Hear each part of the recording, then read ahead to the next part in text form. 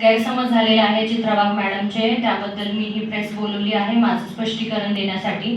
Actually गेल्या काही दिवसांपूर्वीच माझं स्पष्टीकरण मी एका चॅनलला दिलं होतं, पण आय थिंक ते पोहोचलेलं नाही आहे चित्रा वाघ मॅडमपर्यंत. त्याच्यामुळे मी स्पष्टीकरण देण्यासाठी तुमच्यासमोर आलेली आहे. एवढीच विनंती आहे, पूर्ण बाईट टाका. मॅडमचा गैरसमज दूर करण्याचा प्रयत्न करण्यासाठी मी इथपर्यंत आलेली आहे. तर मी काही कोणती नेता नाही आहे आणि माझा एखादा शब्द चुकला तर तो पकडला जाईल आणि पुन्हा माझ्याबद्दल गैरसमज वाढतील म्हणून मी ही प्रेस ठेवली आहे आणि जे काही स्पष्टीकरण आहे मी या पेपरवरती मांडलेलं आहे. तर प्लीज एवढीच विनंती आहे की हे ऐकून घ्यावं आणि त्यानंतर तुमचे काही क्वेश्चन असतील माझ्या रिलेटेड त्याचंच मी उत्तर देऊ इच्छिते. तर ॲक्च्युली मी 30 तारखेला 4 वाजताच दिलेलं आहे, पण ते उत्तर समोर आलेलं नाही. काही इलेक्शन चालू असल्यामुळे न्यूजमुळे आय थिंक माझं स्पष्टीकरण तुम्हाला टाकता आलं नसेल, म्हणून मॅडमपर्यंत पोहोचलं नाही, गैरसमज वाढला. मी कधीही बोलली नाही की मी मॅडमला भेटली स्वतःहून किंवा कॉलवरती बोलले. जे काही डिस्कशन झाले ते हर्षदा फरांदे मॅडम थ्रू झालेले आहे आणि ते व्हॉट्सअप कॉलवरती झालेले आहे. याचे जे फोटो आहेत मी शेवटला सगळे तुम्हाला स्क्रीनशॉट वगैरे दाखवेल, किती मिनिट बोलले, काय बोलले ते सगळं दाखवेल. ते झाल्यानंतर पण हर्षदा मॅडमला मी कॉल करण्याचा आणि मेसेज करण्याचा प्रयत्न केला, त्याचे स्क्रीनशॉट पण माझ्याकडे आहेत. मी फक्त मदतीच्या भावनेने त्यांच्यापर्यंत जाण्याचा प्रयत्न केला होता. मी कोणावर आरोप करत नाहीये, मी फक्त मदत भेटण्यासाठी त्यांच्यापर्यंत पोहोचले आणि त्यांच्यापर्यंत पोहोचण्याचा प्रयत्न केला. मला अजून पण चित्रा वाघ मॅडमकडून मदतीची अपेक्षा आहे. मॅडमने मला भेटण्यासाठी वेळ द्यावा. मी अपेक्षा करते ॲटलिस्ट मला 15 मिनिट्सचा तरी वेळ भेटला पाहिजे. त्यांनी जर मला मुंबईला बोलवलं तर मी मुंबईला जाईल आणि माझ्याकडचे जे काही पुरावे आहेत ते त्यांनी पाहावे व त्यानंतर त्यांनी त्याच्यावरती ॲक्शन घ्यावी, ही माझी विनंती आहे चित्रा वाघ मॅडमना. मी कोणत्याही पक्षाची नाही आहे. मी अजून पण सांगते, मॅडम पण स्वामी भक्त आहेत, मी पण स्वामींची भक्त आहे. मी स्वामींची शपथ घेऊन सांगते, मी कोणत्याही पक्षाची नाही आहे. तुम्ही मुळापर्यंत जा. मी कधीही माझ्या पूर्ण खानदानामध्ये 10 पिढ्यांमध्ये आतापर्यंत कोणी ग्रामपंचायत निवडणूक सुद्धा कोणी लढलेलं नाहीये. तो पण एक गैरसमज तो तुम्ही दूर करून टाकावा, माझी इच्छा आहे मॅडम थ्रू. मी मला न्याय भेटण्यासाठी माझा लढा असाच चालू ठेवणार आहे. मी कुणाच्या दबावाखाली येणार नाहीये.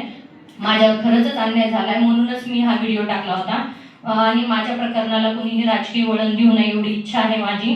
सगळ्यांना हीच विनंती करते की हे जे तुम्ही ॲप्लिकेशन बघत आहेत, एवढे ॲप्लिकेशन मी केलेले आहेत आतापर्यंत ह्या प्रकरणामध्ये मला न्याय भेटण्यासाठी. पण जर मी कोणत्या पक्षाचे असते तर मला एवढे ॲप्लिकेशन करायची गरज पडली नसती किंवा मला कोणाच्या दारात न्याय मागण्यासाठी एवढं वनवन फिरावं लागलं नसतं. आज तुमच्यासमोर येण्यासाठी सुद्धा मी 1100 रुपये भरलेले आहे. जर मी कोणत्या पक्षाचे असते तर मला गरज पडली असती का? खरंच माझ्या अन्याय झाला म्हणून मी तुमच्या समोर आले, फक्त न्यायाची अपेक्षा करते. मी खोटी नाही आहे मॅडम, माझा पुरावा पहा आणि मग ठरवा. मला न्याय द्यायचा असेल तर द्या, पण मला खोटे ठरवू नका. हे इलेक्शनमुळे व्हिडिओ टाकलेले नाही आहे, खूप दिवसांपासून प्रयत्न करत आहे तुमच्यापर्यंत पोहोचण्याचा.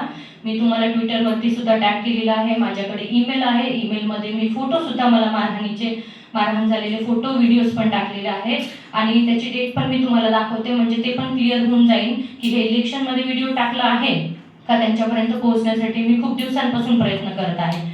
मी सगळीकडेच फिरले न्यायासाठी, मला कोणाचा पक्षही माहीत नव्हता.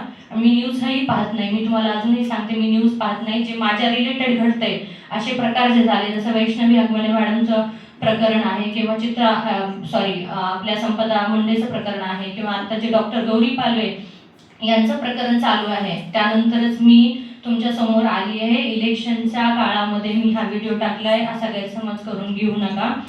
तुम्ही जे मला अपशब्द बोलले त्याचं मला काहीही वाईट वाटलं नाहीये, कारण तुम्ही माझ्या आईसारखे आहेत आणि माझी आई मला बोलते तसंच तुम्ही मला बोलला, त्याच्यामुळे मला त्याचं काही वाईट वाटलेलं नाहीये. अन्याय झाल्यामुळे मुली जर समोर आल्या आणि त्यांना आल्यानंतर असं जर टॉर्चर होत असेल तर त्या आत्महत्या करणं पसंत करतील. ह्या सगळ्यांना फेस करण्याऐवजी गेल्या 3.5 वर्षापासून माझी फॅमिली आणि मी ह्या मेंटल आणि फिजिकल टॉर्चरमधून जात आहोत आणि न्याय द्यायचा नसेल तर देऊ नका, पण ॲटलिस्ट मला आणि माझ्या फॅमिलीला टॉर्चर तरी करू नका. एवढीच विनंती आहे तुम्हाला. एवढं बोलून मी माझे जे काही 2 शब्द आहेत ते संपवते आणि मी सगळ्यांना हीच विनंती करते, तुम्ही मीडिया असो किंवा सगळे जनता जी काही कोणी पाहत आहे त्यांना मी विनंती करते, डॉक्टर गौरी पालवे असो किंवा अशा प्रकारचे ज्या काही केसेस असो त्यांना तुम्ही न्याय भेटूपर्यंत त्यांच्या आईवडिलांची साथ सोडू नका. मी गौरी पालवेंच्या घरी पण गेले होते, तो पण व्हिडिओ मी टाकला आहे. त्यांच्या ज्या अपेक्षा आहेत त्या अपेक्षा पण पूर्ण झाल्या पाहिजेत. असे प्रकरण दबून नाही राहिले पाहिजे. अजून एक गौरी पालवी किंवा अजून एक स्नेहल घुगे यांचं नाव पुढे आलं नाही पाहिजे अशा प्रकरणामध्ये. एवढीच विनंती आहे मला एवढी विनंती आहे. मला कुणाबद्दलही काहीही प्रॉब्लेम नाही आहे, कुणाबद्दलही मी आरोप करत नाही. हर्षदा फरांदे मॅडम असो, आमदार कुचे साहेब असो किंवा चित्रा वाघ मॅडम असो, आम्ही अजून पण त्यांच्याकडून न्यायाची अपेक्षा करते. त्यांनी समोर यावं, माझे पुरावे पाहावेत आणि नंतरच मला न्याय देण्याचा प्रयत्न करा. आणि राहिला प्रश्न पोलीस स्टेशनमध्ये केस करण्याचा किंवा हे आतापर्यंत पोलीस स्टेशनवर दबाव येत होता ते मी स्वतः 1.5 वर्षापासून अनुभवलेला आहे. मी काहीही खोटं बोलत नाही. जर दबाव येत असेल केस करून काही फायदा झाला नसता. माझे वडील अक्षरशः पूर्ण दिवसभर पॅरालिसिस पेशंट असताना कारमध्ये पोलीस स्टेशनच्या चक्रा मारून आम्ही दिवस बसत होतो. मी मुख्यमंत्री देवेंद्र फडणवीस साहेबांना ही विनंती करते, जर तुम्ही मला आश्वासन देत असाल की या माझ्या केसमध्ये जर कोणताही राजकीय हस्तक्षेप होणार नसेल तर मी केस करायला तयार आहे. पण माझी एक विनंती आहे, काही लोकांचे मी नाव देईल, त्यांचे कॉल रेकॉर्ड्स पूर्ण समोर आले पाहिजे. ते कॉल रेकॉर्ड्स निघाल्यानंतर जे लोक ह्यामध्ये सामील असतील त्यांच्यावर मी योग्य ती कारवाई करीन आणि तुम्ही योग्य ती ॲक्शन घ्यावी एवढीच विनंती आहे. एवढं बोलून मी माझं जे काही स्पष्टीकरण आहे ते संपवते आणि चित्राताई वाघ यांना म्हणते, प्लीज गैरसमज करून घेऊ नका. मी तुमच्या मुलीसारखी आहे. फक्त मला तुम्ही वेळ द्या आणि माझ्यावर जो अन्याय झालाय त्याच्या पण मुळापर्यंत जा एवढीच विनंती आहे. टॉर्चर हे जे आहे हे माझ्या सासरकडच्या लोकांकडून होत आहे. माझे जे पती आहेत त्यांना वेळोवेळी कॉल, मी हॉस्पिटलला जाणार तिथून वापस आल्यानंतर त्यांना जे कॉल यायचे त्यानंतर त्यांना ते माझ्यावर मारहाण वगैरे करायचे. त्याच्यामुळेच मी कॉल रेकॉर्ड्सची मागणी करते प्रशासनाला की याच्या मागे कोण कोण आहे हे मला जाणून घ्यायचं आहे, त्यावरच मी ॲक्शन घेईन. मला डाऊट आहे पण त्या डाऊट पण क्लिअर होणं खूप महत्त्वाचं आहे. माझे जे दीर आहेत श्रीराम घुगे, त्याच्यानंतर माझे सासरे महादेव घुगे, त्यांचा एक मामा आहे प्रकाश चौधर म्हणून, त्यांचे पण कॉल यायचे. महादेव कागणे म्हणून माझी ननंद योगिता संजय सानप यांचे पती जे आहेत संजय सानप. आणि मला आता असं पण समजलं की त्यांनी पोलीस स्टेशनमध्ये अर्ज केला आहे की माझा मोबाईल हरवला आहे म्हणून. तर हे एक प्रकारे पुरावे नष्ट करण्याचा पण प्रकार चालू आहे या केसमध्ये. गैरसमज असा झाला होता की मॅडमना वाटलं की म्हणजे असं त्यांना सांगण्यात आलं की मी पण मीडियावर बघितलं की मी त्यांना भेटले आणि भेटल्यानंतर त्यांनी मला सल्ला दिला. मी कधीच भेटले नाही की मी त्यांना भेटले स्वतःहून किंवा मी त्यांना कॉलवरती बोलले. जे काही डिस्कशन झालं हर्षदा मॅडम थ्रूच झालेले, ते पण व्हॉट्सअप कॉल जे आहेत किती मिनिट झालं, कधी झालं, डेट सहित मी तुम्हाला दाखवते. मला कोणालाच ब्लेम नाही करायचं. मला अजून पण त्यांच्याकडून न्यायाची अपेक्षा आहे. मी आरोप करतच नाहीये. मी जर त्यांच्यापर्यंत जाते ते न्यायासाठी जात होते, बाकी काही नाही.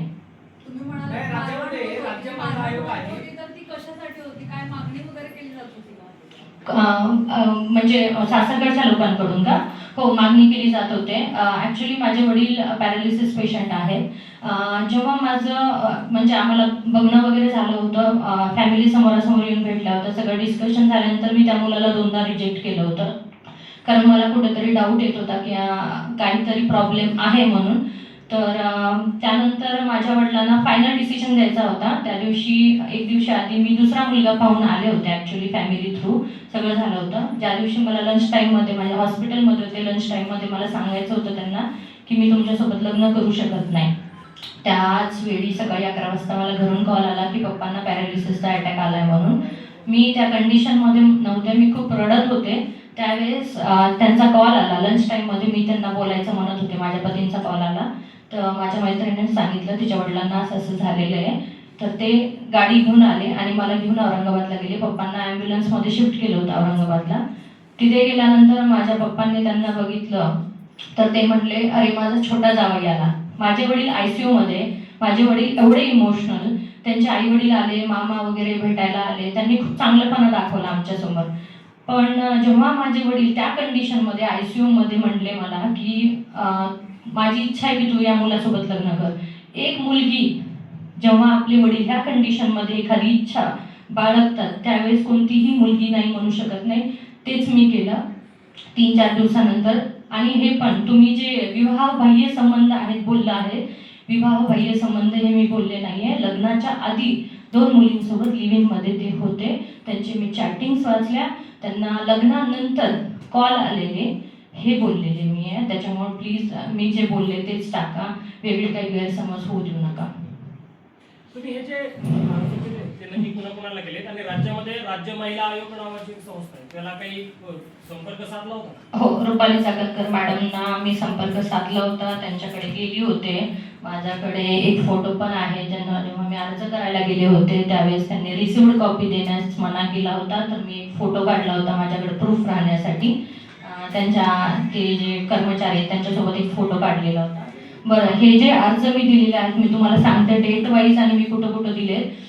एक GR होता, ज्यावेळेस मला कोणी पोलीस प्रोटेक्शन द्यायला तयार नव्हतं त्यावेळेस GR. पोलीस प्रोटेक्शन म्हणजे मला काही झेड सिक्युरिटी नव्हती पाहिजे. 2 पोलीस आले असते तरी त्या लोकांनी मला मारहाण केली नसती एवढीच अपेक्षा होती माझ्याकडून. पण त्याच्यासाठी मला डोमेस्टिक व्हायलन्स 498 केससाठी जबरदस्ती करण्यात येत होती, जी मला करायची नव्हती कारण मला नांदायचं आहे. माझी एवढीच इच्छा आहे की त्या व्यक्तीने, माझी चूक नसताना मी दिवसचा धब्बा स्वतःवर घेऊ शकत नाही, त्या व्यक्तीने समोर यावं. तो चुकीचा आहे म्हणूनच लपतोय, जर चुकीचा नसता तर तो समोर आला असता. माझ्याकडे प्रत्येक गोष्टीचं प्रूफ आहे की मी खरी आहे की खोटी आहे. मी GR पण नेला होता एकदा SP साहेबांना दाखवायला. तो GR पण माझ्याकडे होता, ज्याने पोलीस प्रोटेक्शन भेटू शकतं. जर कोणाला वाटत असेल की आपल्या जीवाला धोका असेल तर ॲटलिस्ट 1-2 पोलीस तर देऊ शकतात. नंतर MLC आहेत माझ्याकडे, जेव्हा मला मारहाण केली ससून हॉस्पिटलच्या MLC आहेत. 3 मिसिंग कंप्लेन आहेत माझ्या पतीच्या. त्याच्यानंतर रुपाली चाकणकर यांना 14/9/2024 रोजी मी ॲप्लिकेशन केले होते. पोलीस आयुक्त औरंगाबाद 26/5/2025, जिल्हाधिकारी कार्यालय जालना, SP ऑफिस जालना 31/12/2024, त्याच डेटला अंबड पोलीस स्टेशनला दिलं. अजित पवार साहेबांच्या पुण्याच्या घरी पण जाऊन मी दिलेलं आहे. 14/9/2024ला SP office 26/5/2025, SP office 24/6/2025, collector 24/6/2025. Bajaj finance जे घर आहे माझ्या पतीचं ते ओनर आहे त्या घराचे. तर बजाज फायनान्सचे लोक वसुलीवाले त्यांच्या सांगण्यावरून घरावरती बुक्के आलाथा मारायचे. त्यानंतर मी जिल्हाधिकारी कार्यालय आणि त्यांच्या CP ऑफिसला पण अर्ज दिला होता की असं होऊ नये माझ्यासोबत, मी एकटी लेडीज राहते घरामध्ये म्हणून. CP ऑफिसला दिला, पोलीस अधीक्षक, जिल्हाधिकारी कार्यालय अंबड. वेळोवेळी मी त्याच ऑफिसला 4 ते 5 अशा अर्ज केलेले आहेत. एवढे मी सांगायची गरज आहे का सगळे अर्ज वाचून? ह्या काही MLC आहेत ससून हॉस्पिटलच्या आणि हे अजून काही अर्ज आहेत.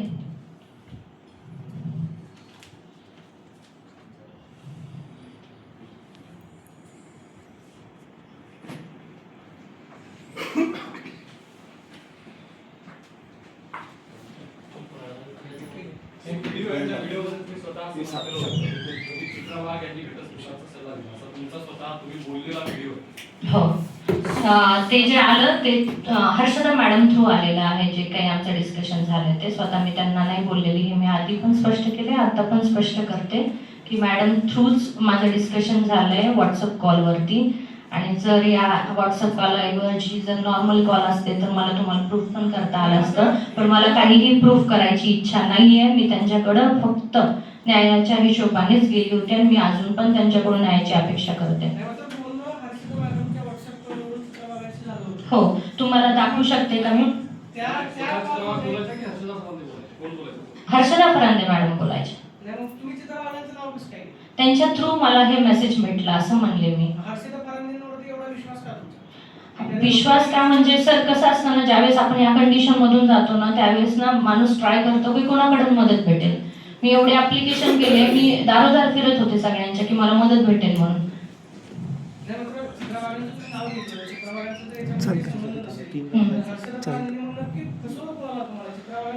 करण्यासाठी कोणीच कुणाला फसवलं नाही याच्यामध्ये, असे वाक्य मला वापरायचे पण नाही आहेत. कोणी कुणाला फसवलं नाही, त्यांनी त्यांच्या साईडने मला मदत करण्याचा प्रयत्न केला.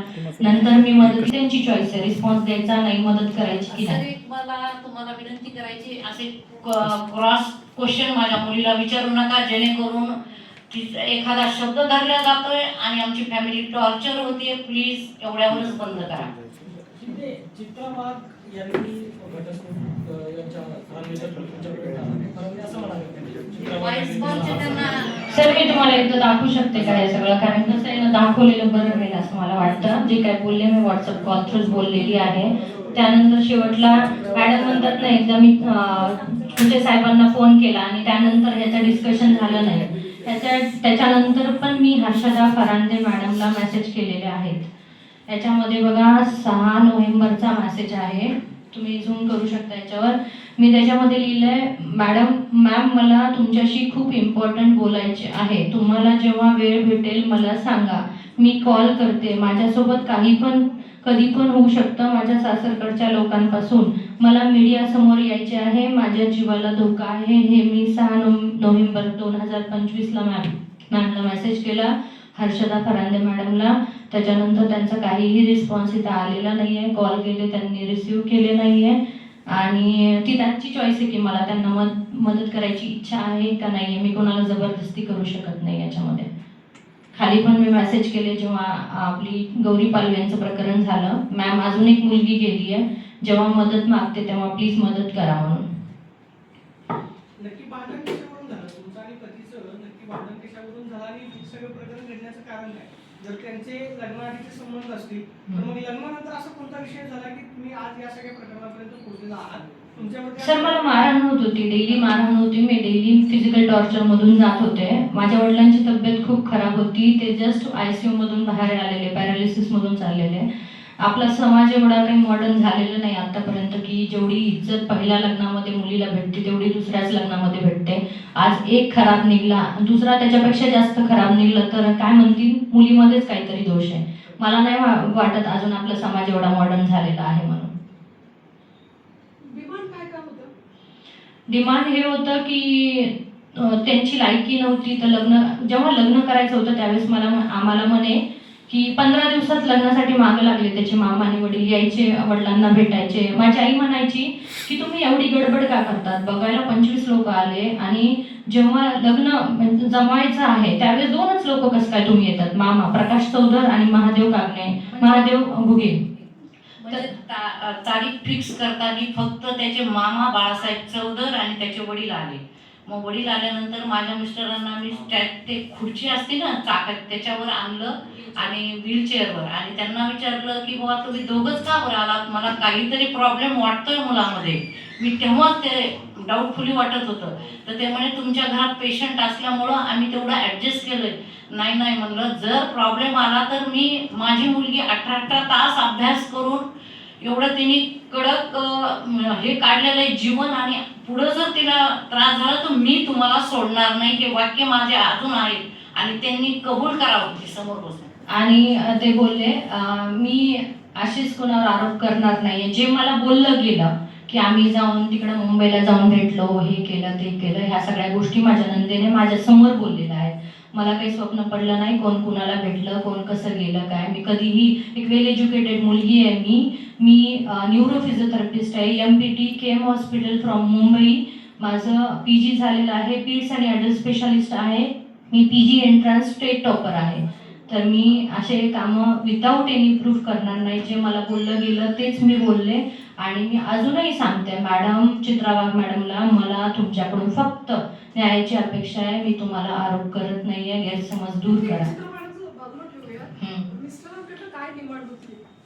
त्यांच्याकडनं डिमांड होती की तू काय कर, तू गाडी घे, तू TV घे, तू फ्रीज घे. तो व्यक्ती पळून गेल्यानंतर पण माझ्या आईवडिलांनी मला TV घेऊन दिला EMI वरती, की ॲटलिस्ट TVची अपेक्षा असेल तर तो वापस येईल. फ्रीज घेऊन दिलं 70,000चं, त्याची अपेक्षा असेल तर वापस येईल म्हणून, ते पण केलं माझ्या आईवडिलांनी.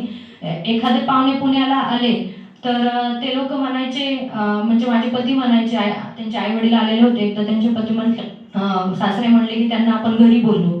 तर हे म्हणले, अरे घरामध्ये सामानच नाही, कशाला इज्जत घालता, हिच्या बापाची लायकी नव्हती तर कशाला लग्न करून दिलं, सामान काही नाही घरामध्ये, आपण कशाला इज्जत घालून घ्यायची स्वतःचे पाहुणे बोलून घरी. मॅडम, आम्ही ज्या अवस्थेमध्ये होतो ना, माझ्या मिस्टरांना पॅरालिसिसचा अटॅक आला होता. मला हे लग्न करायचं नव्हतं. मी त्यांना वेळोवेळी सांगत होते की माझी मुलगी न्यूरो स्पेशालिस्ट आहे, माझ्या नवऱ्याला माझ्या मुलीची गरज आहे. लग्न झाल्यानंतर माझ्या मुलीजवळ आम्हाला जाऊन राहता येत नसतं पाहुण्याच्या घरी. त्याच्यामुळं आम्हाला 1-2 महिन्यांनी लग्न करायचंय. प्लीज तुम्ही मागं लागू नका, इथं काहीतरी प्रॉब्लेम आहे, त्याच्यामुळं तुम्ही आम्हाला वेळोवेळी कॉल करतात. त्याचे डिटेल्स माझ्याकडे आहेत त्याच्या मामाचे, की बेटा निर्णय घे, बिनधास्त निर्णय घे, तुम्ही परेशान होऊ नका, आम्हाला काहीही देऊ नका, फक्त मुलगी द्या. हे वाक्य त्यांचे आहेत. आणि त्याच्यानंतर मग मी 10 लाख रुपये खर्च करून 2 दिवसात लग्न केलं. माझ्या मिस्टरांची इच्छा होती, शेतकऱ्याचा मुलगा आहे, तो वाया जाणारा नाहीये, तुम्ही काही दुसरा निर्णय घेऊ नका, माझ्या मनाने एवढं लग्न माझ्या मुलीचं माझ्या डोळ्यासमोर होऊ द्या. यामुळं मी ह्या प्रकरणामध्ये फसल्या गेली सर. आणि नंतर तो मुलीला मारहाण करून नेक्झॉन गाडीला पैसे भरायला लावले. ते पैसे तसेच अटकले, पावती आहे त्याची माझ्याकडं. TV घेऊन दिला, त्याच्यानंतर फ्रीज घेऊन दिलं. माझे मिस्टर पॅरालिसिसचे पेशंट आहेत, त्यांचा दवाखाना मला कर्नाटकला ट्रीटमेंट करावं लागती. आणि हा घर सोडून मारहाण करून पळून गेला. तो काही एकदा गेलेला नाहीये, तो 10 ते 12 वेळेस पळून जातोय. आणि 8-8, 10-10 दिवस लग्न झाल्यापासून 1 महिन्यानेच चालू केलंय. तो कुठं राहतोय माहित नाहीये, तो लॉजवर राहतो का कुठं राहतो. 8-8, 10-10 दिवस तो बिनधास्त जाऊन माझ्या मुलीला सोडून राहायचा. आणि आता तो 1 वर्ष झालंय, तो सेपरेशन दाखवण्यासाठी तो मुद्दाम लपलेला आहे गावाकडं. आणि मुलगी 10 ते 11 वेळेस गावी गेली, स्वतः डेअरिंग करून गेली. 1-2 वेळेस प्रोटेक्शन भेटलं. आणि प्रोटेक्शनसाठी एवढं ह्या पोलीस खात्याच्या लोकांसाठी आम्हाला झटावं लागलं की माझ्या मुलीला प्रोटेक्शन दिलं असतं तर हे कशामुळे भेटत नाहीये की वरून काहीतरी राजकीय दबाव होता. ह्याचं सेपरेशन यांना प्रूव्ह करायचं होतं की हा सेपरेट राहतोय म्हणून. त्याच्यामुळं सेपरेशन प्रूव्ह करण्यासाठी माझ्या मुलीला गावाकडे येऊन दिलं नाही. नातेवाईक अंगावर घातले गेले. गावाकडे गेल्यानंतर मारहाण होऊ लागली. आणि माझ्या मिस्टरांना तिच्यासोबत येता येत नव्हतं. ती, मी आणि माझा मुलगा तिला सोडायला गेल्यानंतर अक्षरशः 50-50 माणसं आमच्या अंगावर येतात सर. आणि माझ्या मुलीला गावी येण्यास बंधन केले त्यांनी सेपरेशन दाखवण्यासाठी. आणि 11 महिने झालं तो मुलगा निघून गेलेला आहे. त्याचा फ्लॅट आहे वाघोली इथे मॅजेस्टिक मॅनहॅटन. त्याचा हप्ता आहे 30,000 रुपये. माझे पॅरालिसिसचे पेशंट तो हप्ता 30,000 भरते, 10,000 मेंटेनन्स भरते. आम्ही कशासाठी की फक्त जावयाचं घर जाऊ नये हे त्यांना कळत नाहीये. त्यांनी यावं, सुखाने व्यवस्थित माझ्या मुलीसोबत संसार करावा. माझ्या मुलीची काय चूक आहे नेमकी ती समोर येऊन सांगावी प्लीज. तुम्हाला आता वाटतं का इतकं सगळं झाल्यानंतर हे सगळं सर कसं आहे ना, मी ऑलरेडी खूप सहन केलं होतं. मला कधी ना कधी पुढे यायचं. असं ना खूप साऱ्या मुली आहेत ज्या या फेजमधून जात आहेत, फक्त इज्जतीच्या पायी समोर येत नाही. माझ्या आईवडिलांचा खूप सपोर्ट भेटला. मी खूप लकी आहे की मला असे आईवडील भेटले की मला हे सगळं समोर मांडता आलं. दुसरी गोष्ट, मी सगळ्या गोष्टी त्यांच्या पूर्ण करायला पण आम्ही तयार होतो. TV काय, फ्रीज काय, गाडी काय, नेक्झॉन गाडीची माझ्याकडे रिसिप्ट पण आहे, मी बुक करून ठेवलेली आहे की त्यांची इच्छा होती म्हणून. सगळं पूर्ण केलं असतं. माझी त्यांना एकच इच्छा होती. माझ्याकडे रेकॉर्डिंग्स पण आहेत. मी त्यांना एवढंच म्हणायचे की फक्त एक मला मूलबाळ होऊ द्या, त्यानंतर मी तुम्हाला जे पाहिजे ते देईल. कारण मला तुमची गॅरंटी नाही. जो मुलगा 15 वेळेस पळून गेलाय तो मला कधी धोका देऊ शकतो सांगता येत नाही. त्याच्यामुळे मी तुम्हाला एक गोष्ट सांगते मॅम, त्यांनी बाळ होऊ नये म्हणून एकतर मला ते गावाकडे येऊ देत नव्हते. मी नातेवाईकांना सांगेन म्हणून की हे होऊ देत नाहीत म्हणून. आणि जेव्हा नातेवाईकांना सांगितलं, नातेवाईकांनी झापलं त्यांना, त्यावेळेस अक्षरशः माझ्या सासऱ्याने पिठामध्ये साखरेमध्ये पिल्स टाकल्या माझ्या. 2 महिन्यामध्ये माझं 10 किलो वजन वाढलं. माझे आई वडील आले, त्यांना सगळ्यांना उन्हाळ्या लागल्या. त्यावेळेस आम्ही सगळं घर साफ केलं, त्यामध्ये त्या स्ट्रिप्स निघल्या. मॅडम, माझ्या मुलीची चूक नसताना ह्या मुलाला मी डिवोर्स देणार नाही. कारण माझ्या मुलीची चूक असती तर आम्ही सरळ तिला परवानगी दिली असती डिवोर्सला. पण ती मुलगी डिवोर्सला परवानगी घेत नाहीये. कशासाठी की ती म्हणते त्याने माझी एकच चूक दाखवायची, समोर यायचं त्याने. तो लपतो का? त्याच्यात चुका आहेत म्हणून तो लढतो. त्याने समोर येऊन मुलीची चूक दाखवायची. तो डिवोर्स कशासाठी मागतो? त्याला मोकळं व्हायचंय का त्याच्या लफड्यासाठी? मी कोर्टामध्ये टाकलं आहे, माझ्यापर्यंत कोणतीही नोटीस पोहोचली नाही. कोर्टामध्ये टाकलं याच्यासाठी, मुलींचं वय तुम्हाला माहिती आहे, आई वडिलांना किती टेन्शन येतं. ऑलरेडी 3 वर्ष ह्याच्यात गेले, मग कोर्टात अजून 10 वर्ष जाते. असा विचार आई वडील करतात मुलीचे. मग काय, आता ह्यांना लढत बसण्यापेक्षा डिवोर्स घेऊन टाका, मुलीचं दुसरं लग्न करा, असा विचार करणारे आई वडील आहेत. कारण मुलांना काही फरक पडत नाही, मुलींचं वय वाढत जातं, वाढत जातं तसं कॉम्प्लिकेशन्स वाढतात प्रेग्नन्सीमध्ये. तर ह्या सगळ्या कॉम्प्लिकेशन्स वाढू नये म्हणून विचार करतात आई वडील. पण ह्यानी एकाने माझं आयुष्य खराब केलं, हा दुसरीचं कसं काय नाही करणार? काय गॅरंटी आहे? मी असंच लढत राहीन ना, मी एकटी राहीन. माझी अजून एक इच्छा आहे, अशा केसेस आहेत ना ज्यामध्ये मुलींच्या वयामुळे आई वडील विचार करतात, अशा फास्ट ट्रॅकला गेल्या पाहिजेत केसेस. लवकर जे गुन्हेगार आहे, मग मुलगी असो किंवा मुलगा असो, समोर आलं पाहिजे. दोघांचंही आयुष्यातले काही वर्ष वाया नाही गेले पाहिजे. तुम्ही त्यांच्याकडनं कुठल्या पक्षाकडनं ते म्हटलं ना राजकीय दबाव येतोय, काय कुठल्या पक्षाचे ती लोक? मी खरं सांगू, मला माहित नाहीये बरं का एवढं, पण त्यांचे कार्यकर्ते आहेत कुचे साहेबांचे, एवढं माहिती आहे. पक्ष त्यांचा आहे ते काहीच माहित नाही मॅडम. तुम्ही म्हणालात ना राजकीय तर राजकीय दबाव जो काही आहे, कुचे साहेबांचे कार्यकर्ते आहेत, निकटवर्तीय ह्या शब्द ते वापरायचे. माझी एवढीच विनंती आहे, जी ऍक्शन घ्यायची होती ना ती माझ्या नंदेवर घ्यायला पाहिजे, एवढीच विनंती. थँक्यू. चला